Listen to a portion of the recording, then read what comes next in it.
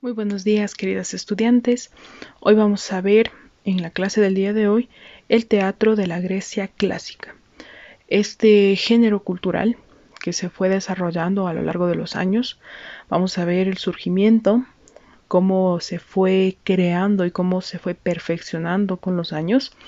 Vamos a ver también los principales escritores, es decir, quienes marcaron un hito dentro de este espacio y también las características del teatro. También vamos a ver el principal género que se desarrolló dentro del teatro. Empecemos entonces. Vamos a empezar con el surgimiento, es decir, de dónde nació esta idea de crear el teatro. Bueno, como ya lo sabemos, el teatro nace en Grecia, ¿sí? Esta cultura, esta civilización, que fue desarrollándose a lo largo de los años y sobre todo nos fue dejando legados culturales muy importantes, muy significativos. El inicio. Bueno, se podría decir que el teatro en Grecia inició en el siglo VIII a.C., pero con el paso de los años, es decir, con el paso de los siglos, se fue perfeccionando. A todo esto tenemos que recordar que los griegos siempre tenían una afición por darle una deidad o un dios a cada cosa que ellos hacían, ¿sí? Uno de estos eran precisamente las fiestas, que iban dirigidas al dios Dionisio y también al dios Baco y bueno, a un sinnúmero de dioses, donde los dos eran los principales, ¿no? Y Dionisio era este dios del vino, del teatro y la locura. Y a partir de estas fiestas a este dios es que nace el teatro como tal. En el siglo VII, ¿no? Una vez que ya está cimentado, digamos, estas bases de las fiestas a Dionisio, también estaban acompañadas estas por himnos corales, música y acciones míticas, es decir, eran los primeros pasos que se estaban dando hacia el teatro. Sin embargo, no estaba muy perfeccionado, o sea, no había personajes, no había una trama, era más como un espacio para transmitir todos los sentimientos que tenían estas personas a través de diferentes expresiones culturales, como puede ser la música, los himnos y los cánticos, ¿sí? Pero aún no había un género como tal, ¿sí? Entonces, de aquí en adelante, en el siglo VI, ya se empezaron a sumar obras de poetas que aprovecharon el fervor de las fiestas y también ponían ahí un poco sobre los problemas fundamentales de la existencia. Es decir, más allá de los cánticos, más allá de estos himnos que se podían dar, la gente empezó a narrar alguna historia que tenía que ver con los problemas fundamentales de la existencia del ser humano. Es decir, ya empezaron a formar una historia a través de todos estos cánticos, a través de todas estas expresiones culturales. Entonces, ya se está dando forma a un teatro, ¿no? a una obra, digamos, que empezaba a tener ya una narrativa, ya empezaba a tener un personaje, ya empezaba a tener sobre todo una intencionalidad, ¿sí? Vamos a seguir. En el siglo V a.C., ahora sí, ya empezó a surgir este teatro, ya había personajes, ya había expresiones literarias de por medio y empezó a surgir la tragedia. ¿Sí? Una vez que la tragedia fue reconocida como un género literario, también fue llevándose a cabo, ¿no? A conocerse a través de estos espacios culturales en donde se mezclaban cantos, ya personajes, ya narrativa y sobre todo en esta tragedia lo que se quiere reflejar es estas controversias, estas decisiones humanas que se tienen que tomar. Es decir, ya empieza a tener este carácter de educativo, porque recordemos que el teatro fue fundado sobre todo con este carácter didáctico educativo, es decir, dejar una enseñanza al ser humano, dejar una enseñanza a la persona que lo está viendo. Entonces ya empieza a simbolizar estos conflictos humanos y estas decisiones humanas a lo largo del siglo V, cuando ya tenemos a la tragedia dentro del teatro como tal.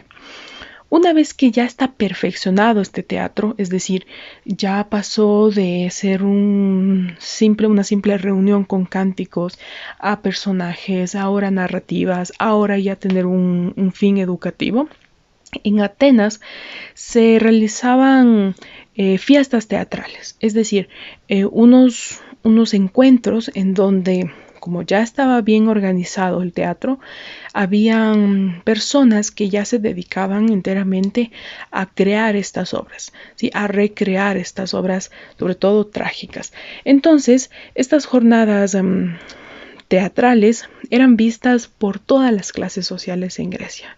Recordemos que Grecia, a pesar de que nos dejó un montón de enseñanzas, un montón de cultura, dentro de la parte social todavía era muy inferior, ¿no? Tenía clases muy marcadas entre ciudadanos y no ciudadanos. Dentro de este espacio de los no ciudadanos, nosotros tenemos a los esclavos que, pues como se pueden imaginar, no tenían muchos derechos.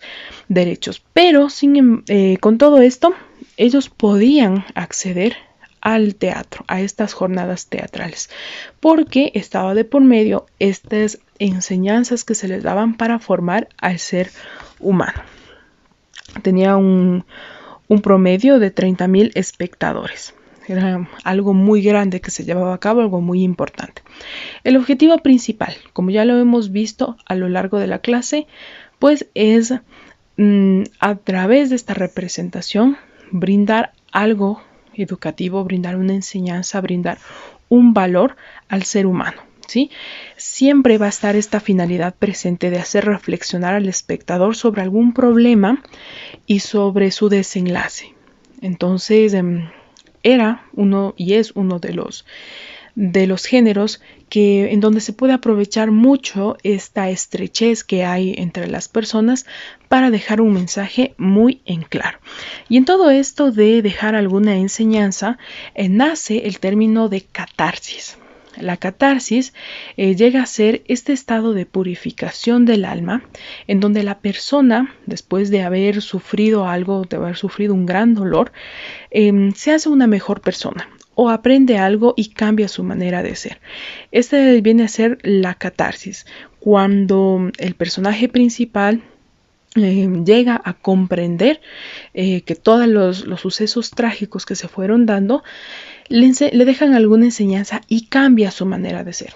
Ejemplo muy claro de catarsis, una persona que todo el tiempo está molestando a alguien, ¿no? Molesta, le hace bullying, etcétera, y en un momento de catarsis, cuando ya le llegan un montón de acciones negativas, se da cuenta que es consecuencia de, y por lo tanto cambia. Entonces, en el teatro se da mucho esto de la catarsis porque necesitaban dejar alguna enseñanza al ser humano.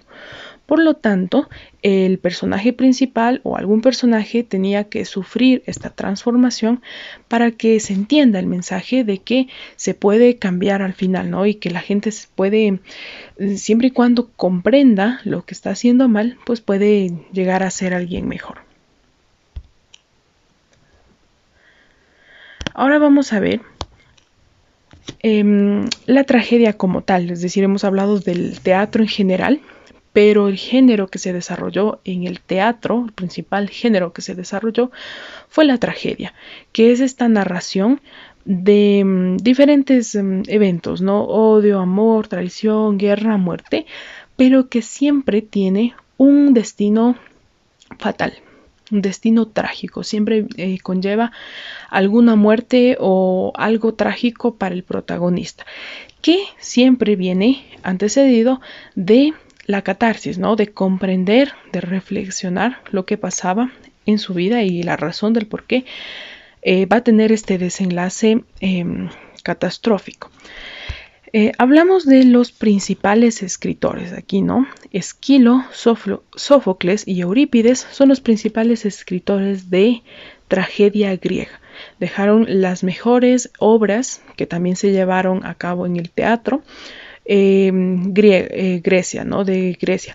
Entre estas, la más importante, pues Edipo Rey, que hablaba de Bueno, de este chico que fue abandonado por su padre, pues el oráculo le decía a su padre, que era un rey, que lo iba a matar, ¿no? El rey de Tebas. Y pues después de un montón de eventos trágicos, él termina haciendo esta acción, matando a su padre. Claro que no era consciente de eso. Y ahí la enseñanza, la parte didáctica, la parte de enseñanza de todo esto, es que se debe aceptar el destino tal cual, ¿no? Nunca se va a poder cambiar el destino. Y llega a toda esta reflexión Edipo, y al final pues con un final trágico. Aquí vamos a ver algunos videos a lo largo de esta presentación que les voy a dejar en el enlace, ¿no? Aquí en la clase, para que ustedes puedan profundizar. Es decir, después de hablar de la tragedia en Grecia, ustedes pueden mirar el video para profundizar. Lo mismo en cuanto a los escritores. Como ya les dije, los tres principales, Esquilo, Sófocles y Eurípides, y aquí tenemos un video de su legado. También lo van a poder visibilizar mejor en la clase.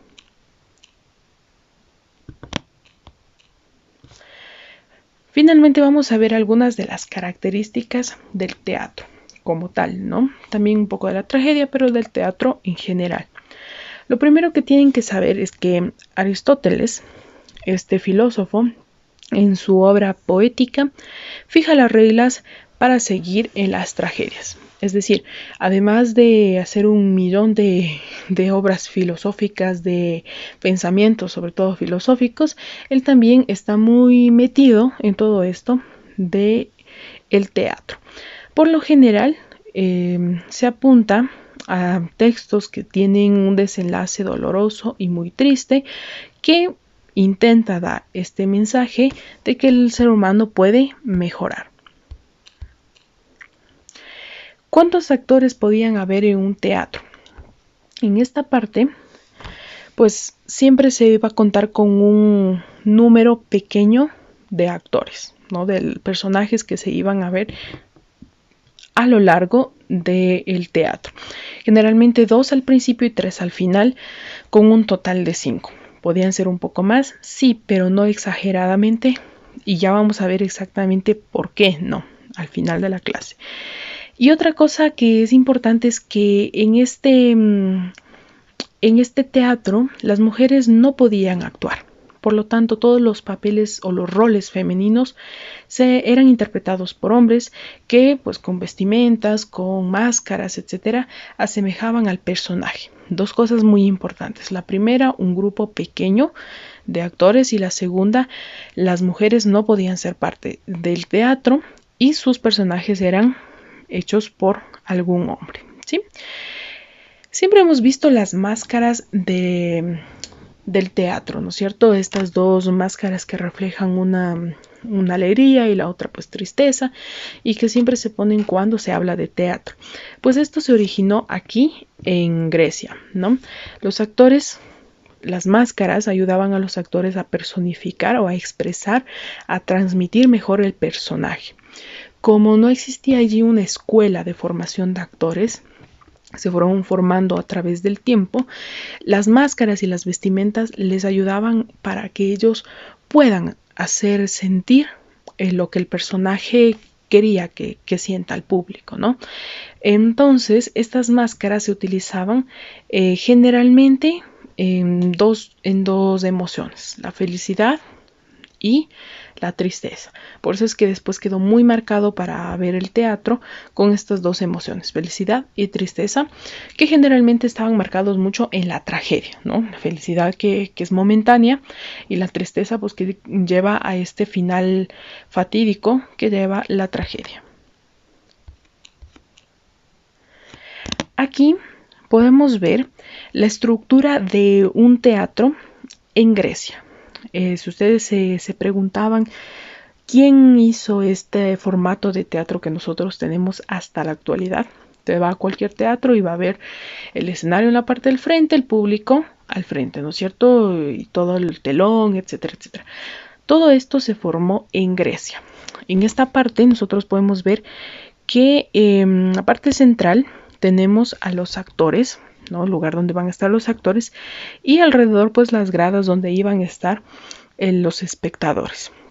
Esta forma de semicírculo fue creada por los griegos, pero no exactamente como pensando en las personas que lo van a ver, no para que lo vean mejor, no, o sea, seguramente que sí tenía la intencionalidad de ver mejor para que esté pues inclinado y para que todos logren ver, pero más allá de eso lo hicieron así por un tema de acústica, es decir, no existían pues en ese tiempo micrófonos ni nada por el estilo, y los actores, que eran un grupo pequeño, entonces la razón por la que es un grupo pequeño, y los actores que eran un grupo pequeño, si querían llegar hasta esta parte de aquí superior, iban a tener que gritar mucho, ¿sí? O no se los iba a escuchar. Por lo tanto, esta forma de semicírculo que se le da aquí al teatro es para que se encierre la acústica, se encierre el sonido y por lo tanto todos lleguen a escuchar todo sin la necesidad de que el actor o los actores que están en escena levanten demasiado la voz, ¿sí? Entonces esta es la razón por la que se presenta siempre el teatro de esta manera, ¿no? El escenario y al frente el público. Claro, después ya fueron perfeccionando y ya no era necesario que sea en forma de semicírculo por todos los aparatos electrónicos que tenemos en la actualidad. Por último, 4 cosas importantes. Los temas que se trataban. Generalmente siempre antiguas leyendas conocidas o creaciones de estos escritores, creaciones originales de estos escritores que hablaban sobre que hacían sus obras trágicas y que eran posteriormente pasadas al teatro. La dignidad en la caída en cuanto al protagonista, en donde mientras más alto o más suerte tenía el protagonista, peor el golpe que se iba a dar después. Siempre se veía pues esto y que ahora se lo utiliza mucho en la narración de, por ejemplo, de telenovelas o de novelas escritas, en donde quien tiene un poco más de suerte termina pues devolviéndole todo, ¿no? O sea, la vida, el destino le termina cobrando todo lo que esta persona tiene. La rigurosidad tiene que ver en cuanto a la estructura, ¿no? Al siempre tener este final trágico, es decir, no dar paso a que, bueno, esta sí tiene un final trágico y esta no. Siempre iba a tener un final trágico, siempre iba a tener una muerte, un desenlace desgarrador, porque de hecho eso era lo que gustaba en ese tiempo. Y por último, la aceptación de la tragedia por parte del protagonista. Llegó un momento, cuando ya sucede la catarsis, en donde el protagonista entiende que cuál es su destino, cuál es su punto final y termina aceptándolo. De esta manera concluimos la clase del teatro de la Grecia clásica, en donde hemos visto los escritores, hemos visto cómo ha ido evolucionando, desde dónde surgió, hemos visto también las características principales, no solamente de la escritura, sino también de la manera en cómo estaba formado el teatro y algunas funciones de la tragedia, que era uno de los géneros que más se ponían en escena en el teatro griego. Sí, espero que les haya gustado y sobre todo espero que hayan comprendido. Les invito a ver los videos que están dentro de la presentación para que puedan comprender mejor sobre los escritores, sobre Grecia, y también van a tener un video sobre Edipo Rey. ¿Sí? Entonces, muchas gracias por haber puesto atención a la clase del día de hoy.